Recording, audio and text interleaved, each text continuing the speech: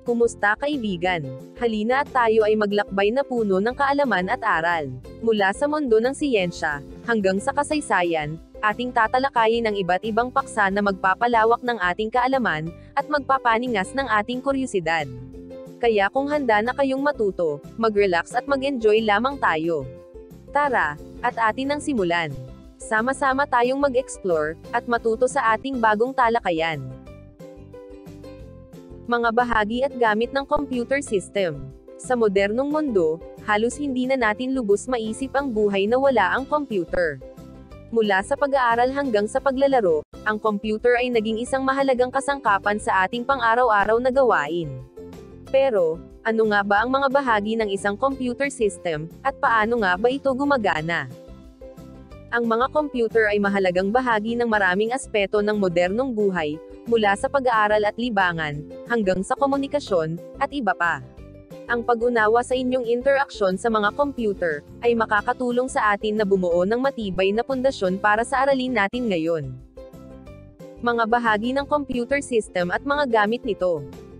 Ang hardware, ang pisikal na katawan ng computer. Ang hardware ay tumutukoy sa mga pisikal na bahagi ng computer na maaaring hawakan at makita. Ito ay ang pundasyon ng isang computer system, at nagbibigay daan sa software na gumana. Narito ang ilan sa mga pangunahing bahagi ng hardware. Central Processing Unit o CPU. Ito ang utak ng computer. Ang CPU ang nagpoproseso ng mga tagubilin o instruction mula sa software, at nagsasagawa ng mga kalkulasyon.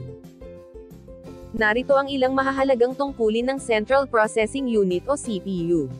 Pag-execute ng mga instruction. Ang CPU ay nagpapatakbo ng mga instruction na ipinadala sa kanya mula sa memorya ng computer.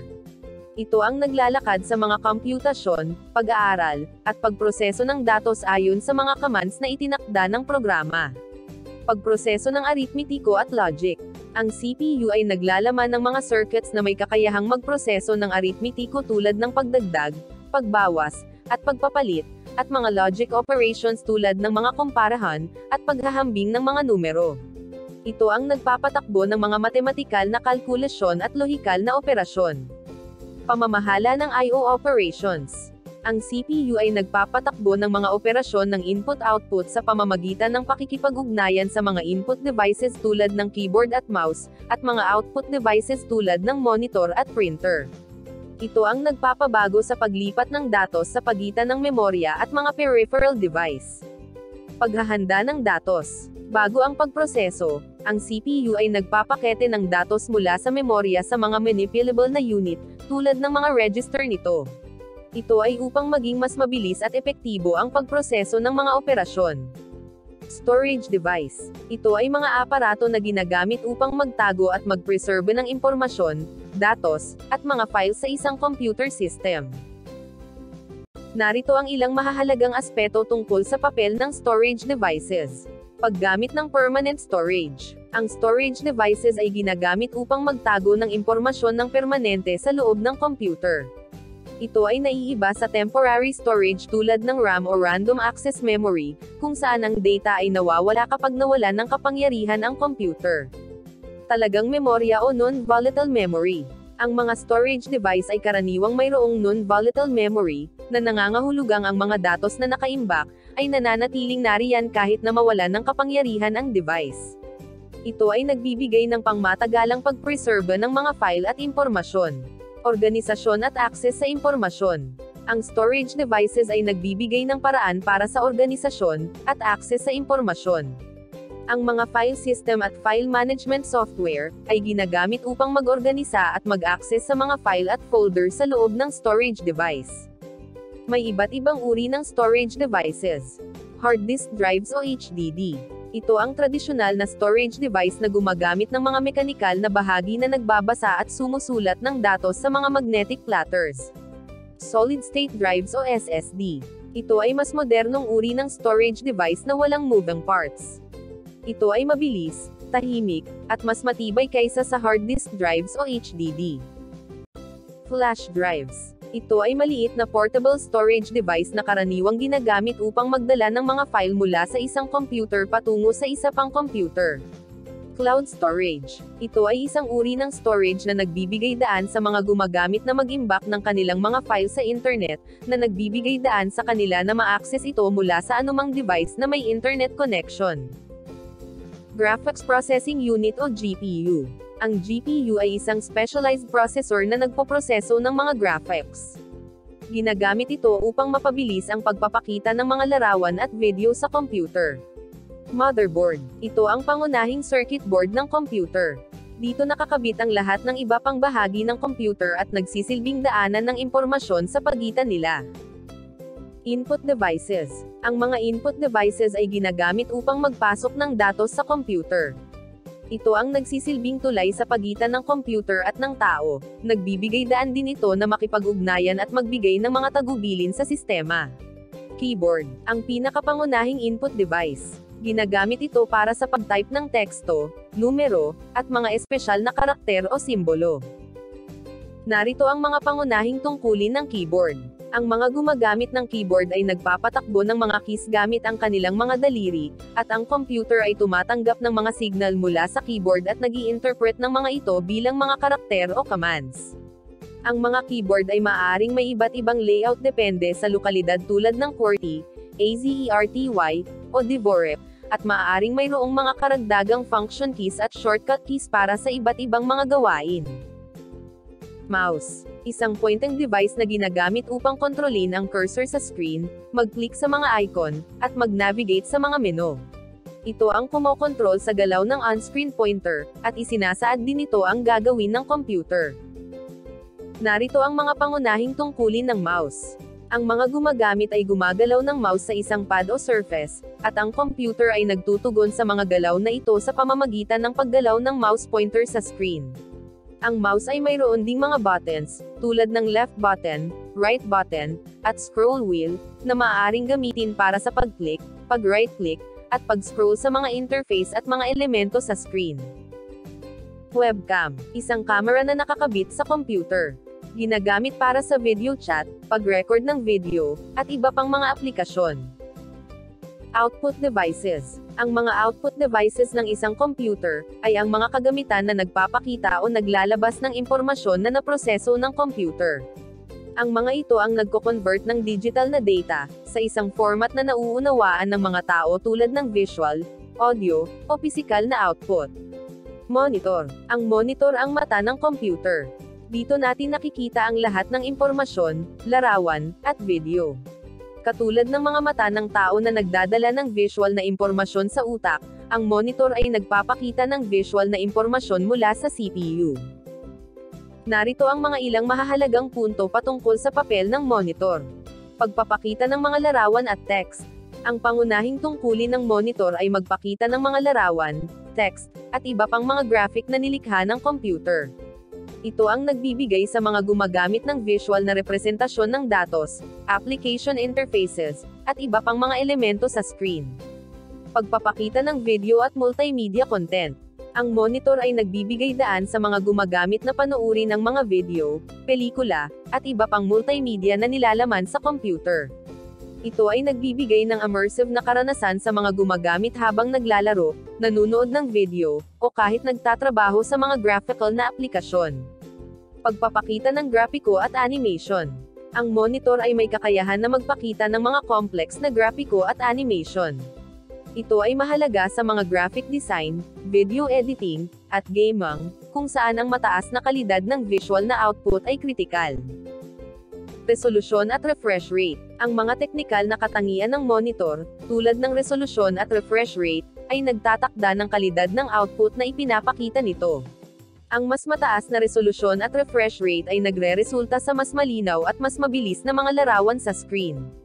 Multiple monitor setups. Sa ilang kaso, ang mga gumagamit ay maaaring magkaroon ng multiple monitors na konektado sa kanilang computer. Ito ay nagbibigay ng mas malawak na workspace at nagpapadali sa multitasking sa pamamagitan ng pagbibigay ng mas maraming espasyo sa pagpapakita ng mga application at mga window. Printer. Ito ay isang device na naglalabas ng hard copy ng impormasyon mula sa computer. Ginagamit ito upang maimprenta o mailimbag sa papel ang mga dokumento o larawan mula sa computer. Narito ang mga ilang mahahalagang aspeto patungkol sa papel ng printer. Pagprint ng mga dokumento at larawan. Ang pangunahing tungkulin ng printer ay mag-print ng mga digital na file at mga dokumento mula sa computer sa anyo ng mga printed na kopya. Ito ay maaaring maging mga dokumento sa teksto, larawan, presentasyon, spreadsheet, at iba pa. Paggamit sa mga larangan. Ang printer ay mahalagang bahagi ng mga larangang tulad ng edukasyon, negosyo, sining, at industriya. Ito ay ginagamit para sa pagprint ng mga akademikong papel, mga dokumento sa opisina, marketing materials, larawan, mga blueprint, at marami pang iba. Pagiging bahagi ng computer setup. Ang printer ay karaniwang kasama sa computer setup, lalo na sa mga opisina at tahanan kung saan ang mga printed na kopya ng mga dokumento ay mahalaga para sa pagsasagawa ng mga gawain at pagpapadala ng impormasyon. Iba't ibang uri ng printer na may kanya-kanyang mga katangian at paggamit. Inkjet printers. Ito ay mga printer na gumagamit ng mga liquid ink cartridges upang mag-produce ng mga larawan at mga dokumento. Karaniwang ginagamit ito para sa mga personal na pangangailangan o sa maliit na opisina. Laser printers. Ito ay mga printer na gumagamit ng laser technology upang mag-print ng mga dokumento. Karaniwang mas mabilis ito kaysa sa inkjet printers at kadalasang ginagamit sa mga malalaking opisina o negosyo. Multifunction printers o MFP. Ito ay mga printer na may kakayahan din sa pag-scan, pag-copy, at pag-fax ng mga dokumento, bukod sa pag-print. Ito ay kadalasang all-in-one device na may mga pag-andar ng scanner, copier, at fax machine. 3D printers. Ito ay mga printer na may kakayahan sa pag-print ng mga tatlong-dimensional na mga bagay mula sa digital na disenyo. Karaniwang ginagamit ito sa mga industriya tulad ng pagmamanupaktura, pagdisenyo, at pagpapalabas ng mga prototipo. Speaker. Ito ay isang device na naglalabas ng tunog mula sa computer. Maaaring ito ay built-in sa computer o external na speaker. Ang software, ang utak ng operasyon. Ang software ay ang hanay ng mga tagubilin na nagsasabi sa hardware ng computer kung ano ang gagawin. Kung wala ang software sa ating computer system, ang computer ay magiging isang walang silbing piraso ng metal at plastik lamang. May dalawang pangunahing uri ng software. System software. Ito ang software na nagpapatakbo sa computer mismo. Ito ang pundasyon ng ating mga digital na mundo. Narito ang ilang halimbawa ng system software. Operating System. Ang operating system o OS ang pangunahing software na nagko-control sa lahat ng iba pang software at hardware sa computer.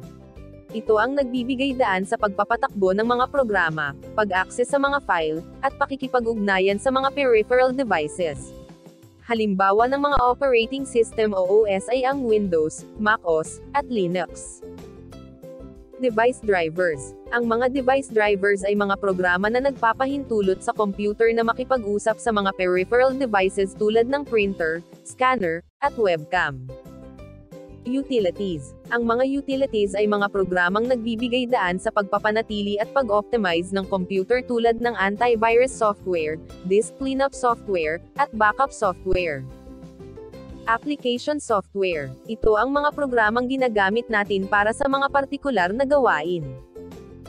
Narito ang ilang halimbawa ng application software ayon sa kategorya. Productivity software. Ang mga ito ay mga programa na tumutulong sa mga user na maging mas produktibo sa kanilang trabaho o pag-aaral. Kabilang dito ang mga sumusunod.